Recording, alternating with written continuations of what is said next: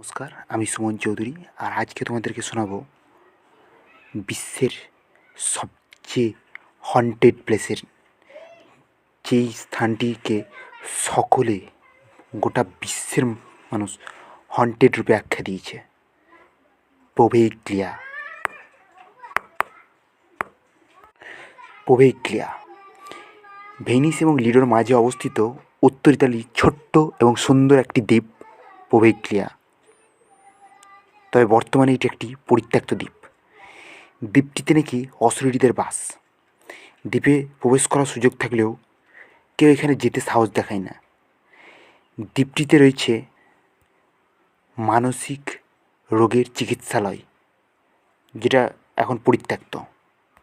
অনেক রিপোর্টার বা অনেক মানুষ সাহস করে যাওয়ার চেষ্টা করলেও বা গেলেও তারা বেশি সময় ওখানে থাকতে পারেনি। তারাও বিশেষ কিছু অশরীরী শক্তির উপলব্ধি করেছে। 1922 সালে এই মানসিক হাসপাতাল চালু হয় এবং 1968 সালে তা বন্ধ হয়ে যায়। অতীতে এই দ্বীপে প্লেগ রোগীদের কোয়ারেন্টাইনে পাঠানো হতো।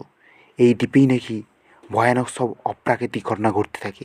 ফলে ধীরে ধীরে পরিত্যক্ত এই অঞ্চলটি সকলের কাছে ভূতুড়ে স্থান হিসাবে চিহ্নিত হয়। বর্তমানে এই দ্বীপটিতে অখণ্ড একটি চিন্তাভাবনা তৈরি হয়েছে মানুষের মধ্যে, যেখানে আত্মাদের অবস্থান। এখান থেকে নাকি ফিরে আসা দুরূহ। স্থানীয়দের অর্থাৎ আশেপাশের যে দ্বীপগুলি আছে সেখানকার মানুষদের বক্তব্য, 14 শতকের যুদ্ধের কামান ও বন্দুকের আওয়াজ এখনও রাতে শোনা যায়। দ্বীপের চারপাশে ছড়িয়ে পড়ে থাকা হাজারো হাজারো কঙ্কাল একটা থমথমে পরিবেশ সৃষ্টি করে রেখেছে এবং এই সুন্দর জায়গাটিকে একটা নারকীয় দৃশ্য দিয়েছে। এখানে নাকি আত্মা ঘুরে ফেরে। 1922 সালে ইটালির সরকার যে মানসিক হাসপাতালটি খুলেছিল, যেটি 1968 সালে বন্ধ হয়, সেখানেই নাকি হাসপাতালের ছাদ থেকে কেউ ঝাঁপ দিয়ে আত্মহত্যা করার কথাও উঠে এসেছিল এবং মানুষ নাকি নিজে নিজেই একটা আত্মহত্যার প্রতি ইচ্ছে প্রকাশ করতে শুরু করেছিল ওই হাসপাতাল এর আশেপাশে। তাছাড়াও ভয়ঙ্কর ভুতুড়ে অভিনয় ওই গোটা দ্বীপটিকে ঘিরেই অবস্থান করছে। 14 শতকে যে যুদ্ধ হয়েছিল, সেই সময় যে হাজার হাজার মানুষ মারা গিয়েছিল, অনেক সময় এইখান থেকেই নাকি এই ভুতুড়ে যে পরিস্থিতি তার সৃষ্টির কারণ হিসেবে ধরা হয়। এরপর থেকে যে মানসিক হাসপাতাল চালু হয়েছিল ওই হাজারো হাজারো কঙ্কালের উপরে, সে মানসিক হাসপাতালের মধ্যে মানসিক রোগীরা ঠিক হওয়ার বদলে অসুস্থ হতে শুরু করে। এমনকি চিকিৎসক এবং আরও বিভিন্ন যে সেবাকর্মীরা থাকে তারাও নাকি অসুস্থ হতে শুরু করে এবং তারা ভয়ে আতঙ্কে পালিয়ে আসতে শুরু করে এবং অনেকে যারা ওখানে থাকে বা থাকতে বাধ্য হয় তাদের মধ্যে অনেকে আত্মহত্যাও করতে শুরু করে।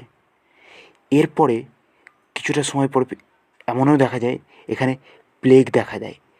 প্লেগের সঠিক চিকিৎসা না হওয়ার জন্য সেখানে মহামারী রূপে প্লেগ ছড়িয়ে পড়ে এবং তারপরে প্লেগের কোয়ারেন্টাইন হিসেবে ওই স্থানটিকে রাখা হয়। এরপর লক্ষাধিক মানুষ ওই প্লেগের কারণে মহামারীতে যখনই মৃত্যুমুখী হয় ওইখানে এসে কোয়ারেন্টাইনে ফেলে দেওয়া হয়। এইভাবে প্রচুর মানুষের শবদেহে গাঁথা ওই দ্বীপটিতে মানুষের কোনো চিহ্ন নেই, শুধু মানুষের মৃতদেহ আর নরকঙ্কাল। ঠিক এই কারণেই দ্বীপটি সকলের কাছে ভয়াবহ হয়ে ওঠে। এরপর নাকি কয়েকজন গিয়েছিল এবং তারাও এই ধরনের অনুভূতি পেয়েছে।